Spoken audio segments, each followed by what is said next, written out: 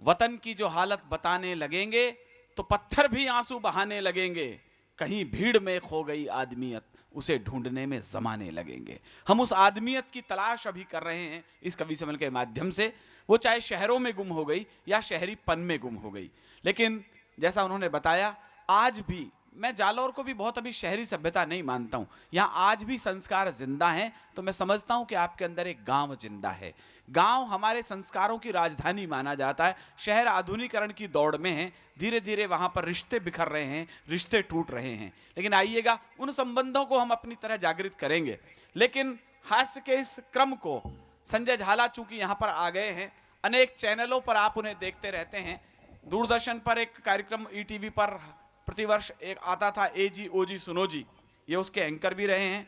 नववर्ष पर जो हैप्पी न्यू ईयर कार्यक्रम आता है, उसके भी ये प्रस्तुत करता रहे हैं।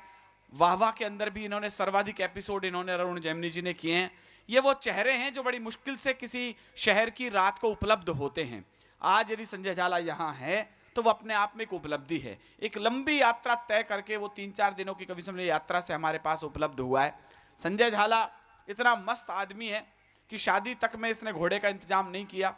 असल में इंतजाम इसने तो किया था, घोड़े ने ही मना किया, इसलिए इसकी बारात हाथी के ऊपर बैठ करके निकाली गई थी।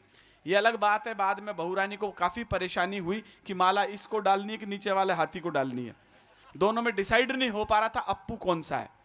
तो ये बड़ा मस्त आदमी है, इतना आनंद देने वाला प्राणी है। जब बस 2 मिनट वो यहाँ खड़ा बार हो ले तो एक कविता उसकी वहां से यहां तक आने में पूरी हो जाती है। इतना भावुक आदमी है कि उसमें कुछ भी लुटा दे अपना सब कुछ।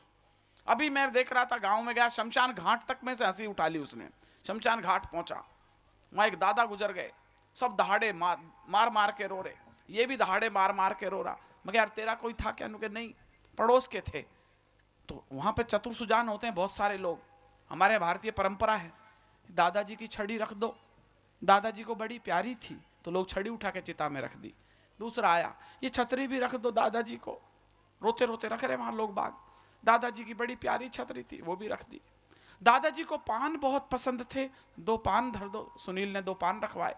इतने में संजय झाला आया, कहला दादाजी ताश के बहुत शौकीन थे, एक ताश की गड्डी रख दो। ताश की गड्डी रख दी। अब इतने में जो इसने जो कहा वो यदि आपके समझ में आ गया तो संजय झाला समझ में आ जाएगा। कहला ताश की गड्डी रख दो, कहला रख दी। कहला दादाजी अकेले थोड़ी खेलेंगे। 2 बुढ़े धरवा दिए इसने जबरदस्ती वहां पे, जिनका दिन भी नहीं था उस दिन। कहने ये दोनों इनके साथ ताश खेलते थे, ऊपर अकेले थोड़ी खेलेंगे दादाजी। अद्भुत प्राणी है ये। गांव की जनसंख्या घटाने में इसका भरपूर योगदान है। बूढ़े देखते ही इसको भागते हैं, इसलिए कपड़े भी ऐसे पहन के चलता है तो पता नहीं कहां रोना पीटना करना पड़ जाए। अद्भुत प्राणी है। एक आदमी रो रहा वहीं दहाड़े मार मार के। मैं कहा भाई तू क्यों रो रहा है? कहने लगा इस आदमी के 5,000 रुपए देने थे। तो अगला बड़ा चतुर आदमी कहना धर दे चिता में 5,000 रुपए, तो धरवाने में लग रहा उस दिन दगड़ा दड़। कहना धर दे 5, इसने धर दिए। अब ये दहाड़ मार मार के रो रहा। तो मैंने कहा तू क्यों रो रहा है? कहना मेरे को भी 10,000 5,000 रुपए देने थे। तो मैंने कहा तू भी धर दे। इसने जेब में से चेक बुक निकाली, 10,000 रुपए काटे, 10,000 का चेक धरा, 5,000 वापस निकाले चेक में, अगले के ले लिए। अब वो दहाड़े मार मार के रो रहा था। इतना इंटेलिजेंट आदमी, भारतीय मुद्रा का अपमान नहीं देख सकता ये, इतना इंटेलिजेंट आदमी है। लेकिन 56 इंच का जो इसका पेट का घेरा आप देख रहे हैं, ये बाकायदा मस्ती में फूला हुआ है। मस्ती का दूसरा नाम संजय झाला है। अनेक पुस्तकें उनकी आ चुकी हैं, अनेक विदेश यात्राएं उनके खाते में दर्ज हैं। पिछले दिनों मेरा भी दुर्भाग्य मतलब सौभाग्य था कि मैं इनके साथ इंग्लैंड गया। वो तो वहां जाके पता लगा कि इंग्लैंड इनके लिए बैठा हुआ था या हम इंग्लैंड के लिए बैठे हुए थे। लेकिन अद्भुत प्राणी है, अनेक देशों में हास्य की फुहार बहाने वाला भाई संजय झाला, मेरा बहुत प्रिय आत्मीय छोटा भाई। आपकी एक बार तालियां आप बजाएंगे, बाकी तो वो बजवा लेगा। जोरदार तालियां भाई संजय झाला के लिए। मैं आदमी है कि पड्डा रहे का है। आप सब लोगों की ओर से फ्रेंड्स क्लब की ओर से आदरणीय पूज्य संत महानुभाव इन दोनों की ओर से, राजस्थान सरकार की ओर से भारत सरकार की ओर से और संयुक्त राष्ट्र संघ की ओर से मैं अपना हार्दिक स्वागत करता हूं। बहुत अच्छे। ये दो चंड मुंड अपना रुंड लेकर इस तरह झुंड में घुस गए हैं। हाँ, मैं हाँ, आप लोग नीचे बैठकर भी अपनी कार्रवाई कर सकते हैं।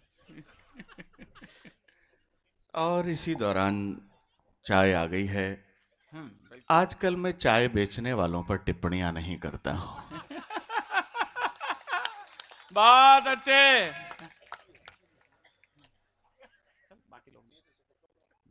और आदरणीय जी। गीता में भगवान कृष्ण ने चाय के महत्व को निरूपित किया है। हाँ। भगवान कहते थे त्वया चापी अर्जुन है, मया चापी अर्जुन है, अर्थात हे अर्जुन तू भी चाय पी और मैं भी चाय पीता। काफी अध्ययन है आपका संस्कृत में। एक ब्राह्मण की हत्या करने का प्रयास है। तो चाय मंच पर मुझे ऐसा लग रहा है जैसे मेरा श्राद्ध किया जा रहा हो। आप आराम से, आप लोग बहुत शानदार तरीके से यहाँ उपस्थित हैं। विनीत चौहान का मैं बड़ा आदर करता हूँ। काफी। ये देखो ऐसा लग रहा है जैसे काकभुसुंडी मंच पर बैठे हुए हैं। मित्रों, विनीत चौहान, मैं आपको जानकारी देना चाहूंगा। हाँ। आपको अभी राजन हाँ हाँ बिल्कुल जाना में था, मुझे छोड़ के मुझे छोड़ के। हाँ, मैं कह रहा हूँ आदरणीय संत महानुभाव कि मुझे छोड़कर मत जाना। हाँ। आपके बिना विनीत चौहान मेरे बड़े भाई हैं और मैं आपकी जानकारी के लिए बताना चाहूंगा, ये मेरे बड़े भाई इसलिए हैं क्योंकि मैं इनका छोटा भाई हूं। मेरे साथ डीआरएम टेक्निकल पवन कुमार शर्मा जोधपुर यहाँ उपस्थित हैं। मैं उनकी उपस्थिति को रेखांकित करता हूँ जी। इनका कविताओं से कोई वास्ता नहीं है। मैं चाहता हूँ इनके सम्मान में एक बार आप तालियां बजा दें, इनको बता दें कविता। ये तो फंस गए हैं आज, फंस गए हैं। मित्रों, यहाँ आज बहुत धुरंधर कवि उपस्थित हैं। बिल्कुल। आदरणीय विष्णु सक्सेना साहब, मैं आपको सबसे पहले बधाई देना चाहूंगा और मैं चाहूंगा पूरा जालौर शहर इनको बधाई प्रेषित करे, क्योंकि 11 लाख रुपए का उत्तर प्रदेश का यश भारती सम्मान इस बार भाई विष्णु सक्सेना के खाते में है। देश का सबसे बड़ा पुरस्कार है जो इस साल इन्हें मिला है। भाई विष्णु सक्सेना को यश भारती मिला। कल अटल जी को भारत रत्न मिला। और अटल जी को भारत रत्न मिलना ठीक वैसे ही है जैसे हमने बाप को बाप कह दिया हो या रत्नाकर को रत्न प्रदान किया हो। अटल जी का मैं भारत सरकार को सबसे पहले बधाई देना चाहूंगा, अटल जी को जो उन्होंने भारत रत्न घर जाकर दिया, लेकिन मैं अपनी बधाई तत्काल वापस लूंगा क्योंकि देर से दिया। इसलिए मैं भारत सरकार से निवेदन करूंगा कि मेरे समय पर समय का ध्यान रखें। बहुत अच्छे। हालांकि मैं बताना चाहूंगा कि मैं और इस जालौर के पवित्र मंच पर हमारे साधु समाज के सामने घोषणा करना चाहता हूं। मित्रों, मीडिया चाहे तो इस बात को छाप सकता है। अच्छा। और विष्णु सक्सेना साहब, आदरणीय पवार साहब, मैं ये घोषणा करना चाहता हूं, मीडिया छाप सकता है। अच्छा। कि मैं न भारत रत्न लूंगा न यश भारती लूंगा। अरे वाह, क्या त्याग है आपका। मैं नहीं लूंगा और मैं तब तक नहीं लूंगा जब तक कि भारत सरकार मुझे देगी नहीं। बहुत अच्छे। मित्रों, ये मेरा कैसे ले सकता हूं। विष्णु सक्सेना ने भारत रत्न लिया। आदरणीय, मैं आपको प्रणाम कर, आपको हंसता हुआ देखकर मुझे बहुत अच्छा लग रहा है।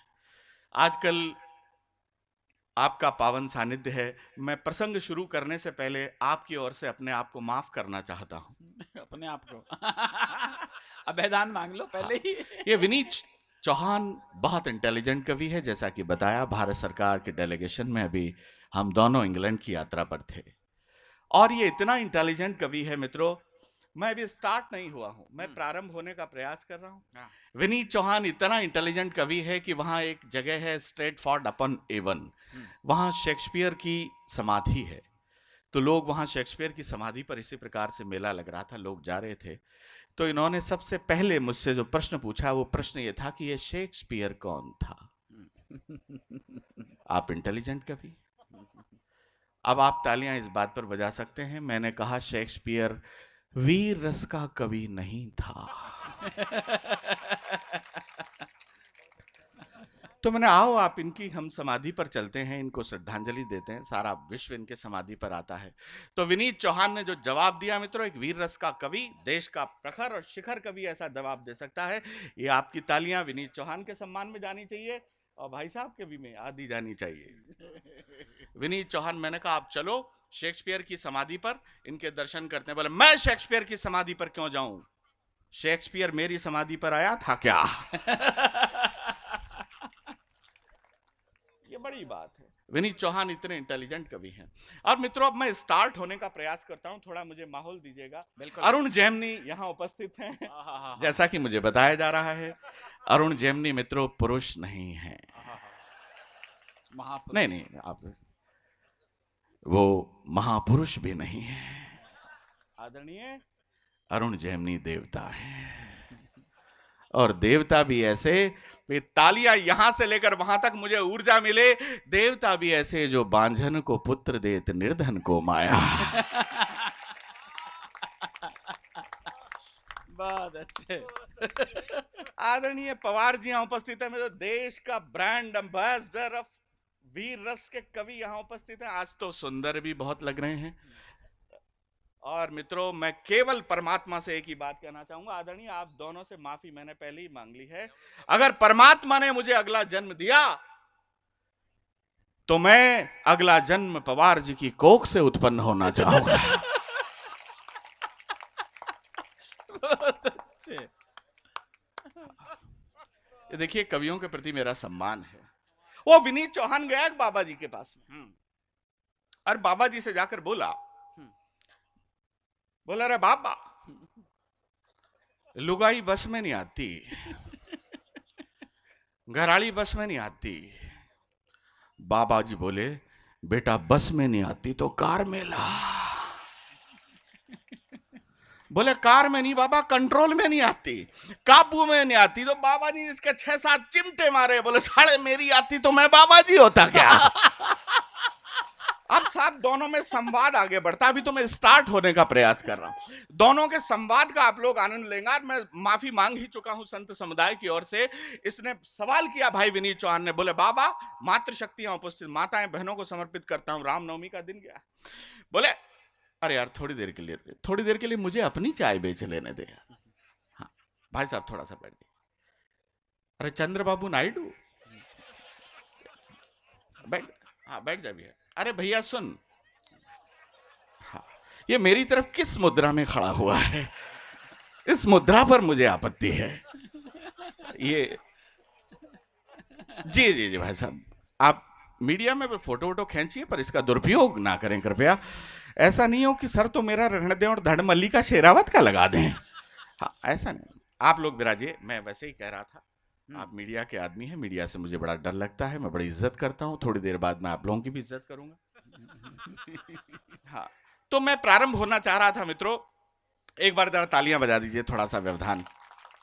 हाँ भैया। भाई विनीत चौहान, हाँ जी। ये मेरी जन्म कुंडली के 9वें स्थान पर बैठा हुआ राहु है, जो मेरे भाग्येश को वक्र दृष्टि से देख रहा है। ये ऐसा सब चलता रहेगा, संवाद का आप लोग आनंद लेंगे, उससे कनेक्ट हो। विनीत चौहान पूछता है बाबा जी से, बोले बाबा मुझे तो आज तक समझ में नहीं आया कि लुगाई चीज क्या है, नारी चीज क्या है। अब नारियों को समर्पित करता हूं, आप लोग अपने हाथ खोल के बैठ। बाबा जी अपने अनुभव से बताते हैं, बेटा नारी पावर है, नारी शक्ति है। हर बोले पुरुष क्या है, बोले ये बेचारा सहन शक्ति है।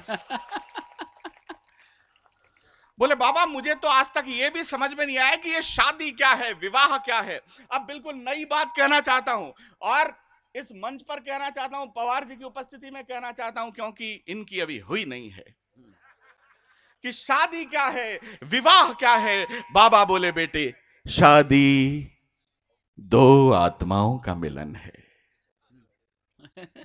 एक रात दो आत्माओं के मिलने के बाद सारी जिंदगी आत्मा परमात्मा से मिलने के लिए छटपटाती रहती है। बोले अरे बाबा तू बाबा जी हो गया, अभी भी अपनी लुगाई पे अटका हुआ है, लगता है तू लुगाई को अभी भी नहीं भूला है। बोले क्या तू अभी भी अपनी लुगाई को उतना ही प्यार करता है, बाबा जी की बात पर आनंद लेना। बोले हाँ बेटे अभी भी अपनी लुगाई को उतना ही प्यार करता हूं और भगवान से ही प्रार्थना करता हूं, हे भगवान मेरी जैसी लुगाई सबको देना, सबको देना, सबको देना, और हिम्मत हो तो तू खुद भी रख के देखना। अब साहब भाई साहब ऐसी स्थितियां होती, पिछले दिनों मेरी पत्नी बीमार हो गई थी, बीमार होकर बोली लगता है मैं जिंदा नहीं रहूंगी, पीछे से मेरे बच्चों का क्या होगा। मैं बड़ा ही पत्नी व्रत आदमी विनीत चौहान की तरह, हाँ। मैंने कहा तू बच्चों की चिंता बिल्कुल मत करना, मैं खुद बिना लुगाई के रह सकता हूं, बच्चों को मम्मी के बिना एक दिन भी नहीं रहने दूंगा।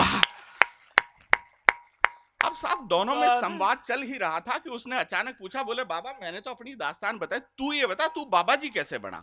और बाबा जी रोचक बात बताता है, बात पर आप लोग आनंद लेंगे। भाई साहब पहली बार सुना रहा हूं, आप संभवतः पहली बार सुनेंगे, बिल्कुल नया प्रयोग आपको सुना। बाबा जी बोले यार कुछ नहीं, मेरा नया नया ब्याह हुआ था, मैं अरे नया नया ब्याह हुआ था, मैं बच्चों मेरा नया नया ब्याह हुआ था, मैं पत्नी को हनीमून मनाने के लिए हरिद्वार लेकर गया हुआ था। अच्छा, इसमें हंसने की क्या बात है विनीत चौहान, बाबा जी था हरिद्वार ही जाता, वो कौन सा स्विट्जरलैंड जाता।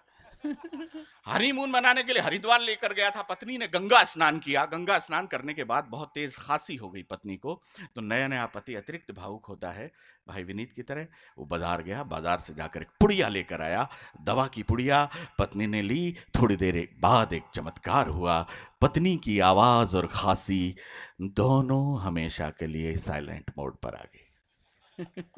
अब वो बैठकर रोने लगे, मेरी पत्नी की आवाज हमेशा के लिए चली गई है, कभी बोल नहीं पाएगी। तभी अचानक एक देवदूत प्रकट हुआ, प्रकट होकर बोला किम कारणम रुदनम करोति वत्स,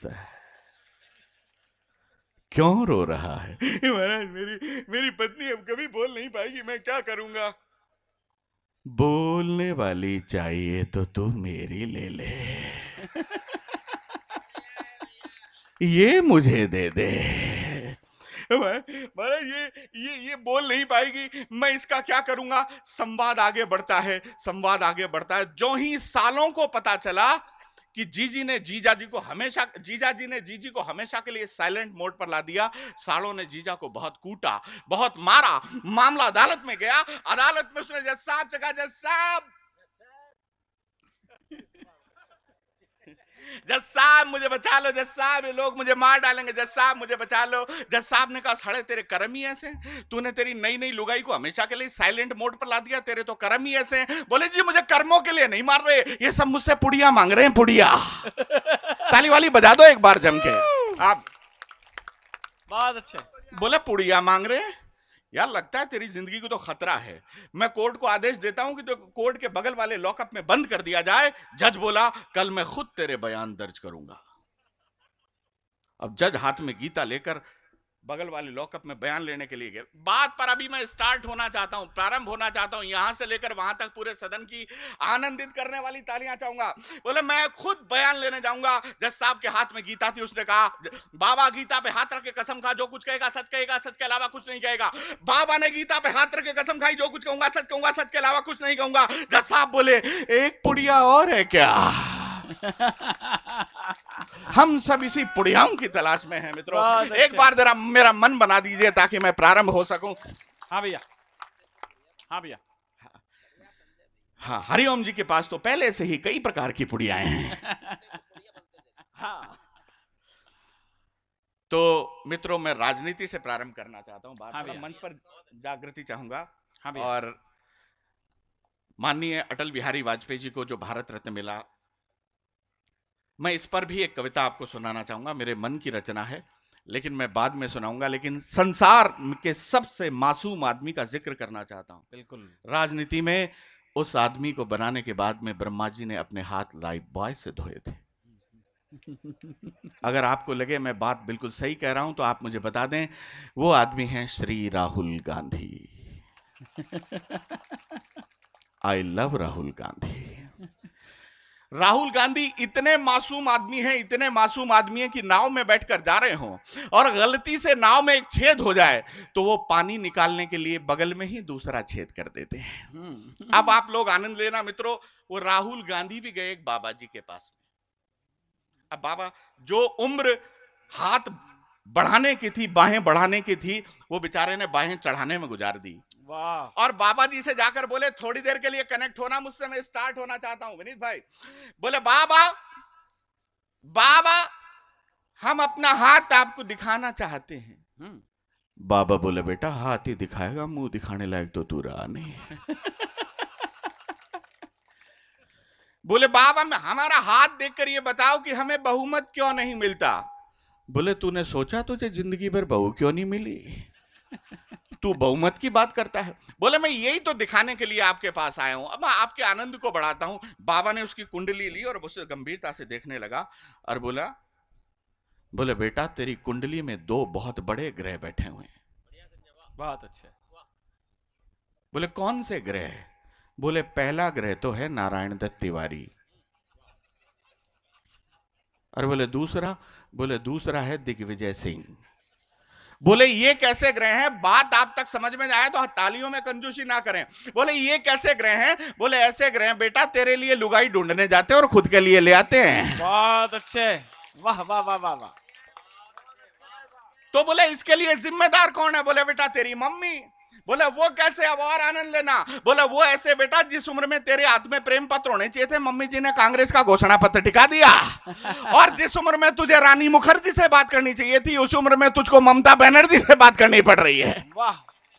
अब साहब ऐसा नहीं है कि साहब समस्या माननीय राहुल गांधी जी के साथ में है, वो माननीय सोनिया जी के साथ में भी समस्या। मैंने उनको लेकर एक प्रयोग किया, काव्येषु नाटकम रम्यम। मेरी कविताओं में आप लोग नाटकीयता का आनंद ले सकते हैं, मजा ले सकते हैं। सोनिया जी अभी चुनाव के बाद में एआईसीसी की मीटिंग को संबोधित कर रही थी। किस प्रकार से उन्होंने संबोधित किया? हाँ भैया। हमें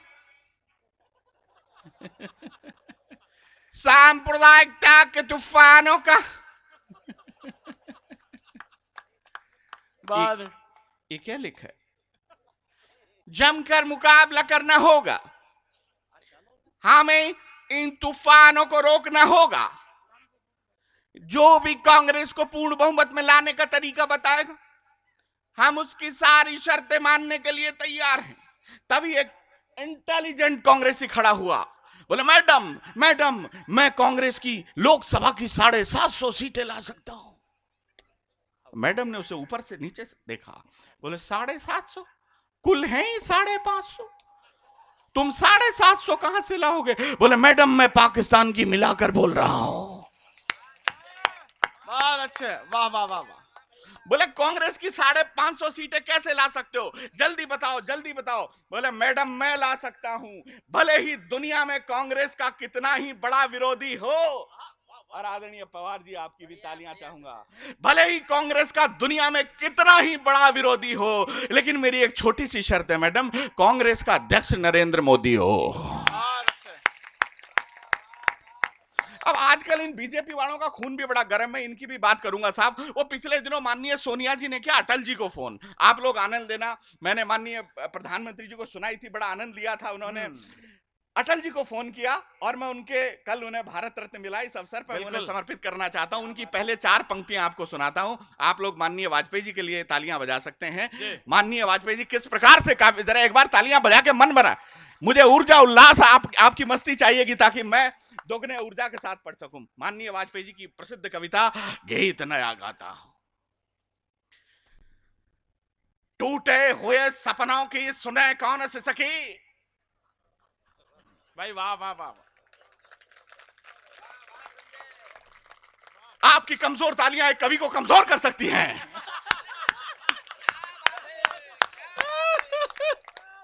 बहुत अच्छे। टूटे हुए सपनों की सुने कौन से सखी, हाँ। अंतर को चीर व्यथा पलकों पर ठिठकी, हार नहीं मानूंगा, रार नहीं ठानूंगा, काल के कबाल पर लिखता मिटाता हूं, गीत नया गाता हूं, गीत बहुत नया अच्छे, गाता। वाह वाह वाह वाह। मैंने माननीय वाजपेयी जी की इस कविता से मैं इंस्पायर हुआ और उन्होंने सोनिया जी ने फोन किया, बिल्कुल ठीक था माइक वैसा ही रहने दो।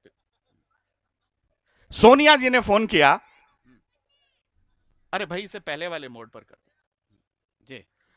बोले नमस्कार सर, आजकल कैसा चल रहा है, टाइम कैसे पास हो रहा है। तो माननीय वाजपेयी जी की कविता ध्यान रखें और जोरदार तालियां आप उनके सम्मान में बजा दें, उस स्वागत। महापुरुष युग पुरुष के सम्मान में।